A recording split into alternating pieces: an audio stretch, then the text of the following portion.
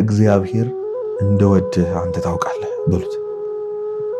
አቡነ ሽኖዳ እጅግ አጽንተው ይናገራሉ። ጌታዬ ሆይ ኃጢአት የምሰራው ጠልቼ አይደለም፣ ፍቅር ስለሌለኝ አይደለም፣ አምላክ ሆይ ስለማልወድህ እኮ አይደለም።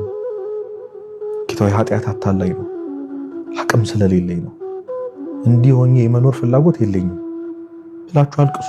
እግዚአብሔርን ለምኑት፣ ያድነናል። ሊያድነን የታመነ አምላክ ነው ያለን። እንዲሁ ስናስበው እኮ አባታችን እኮ እሱም ተናግሯል። አንድ የተራበ ልጅ አባቱን ዳቦ ቢጠይቀው ድንጋይ ይሰጠዋልን አለ።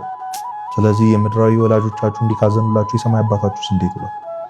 ለቅዱሳን የራራ አምላክ ለእኔ ለወንድማችሁ የራራ እኔን ያዳነ አምላክ እናንተንም ያድናችኋል። ስለዚህ ሁልጊዜም ለራሳችሁ አንድ ቃል ደጋግማችሁ ንገሩት። እንደዚህ አይቀጥልም፣ እንደዚህ አይቀጥልም፣ እንደዚህ አይቀጥልም። አንድ ቀን ሰው ሆናለሁ፣ ብርሃኑን አየዋለሁ፣ በወድቅም ድጋሚ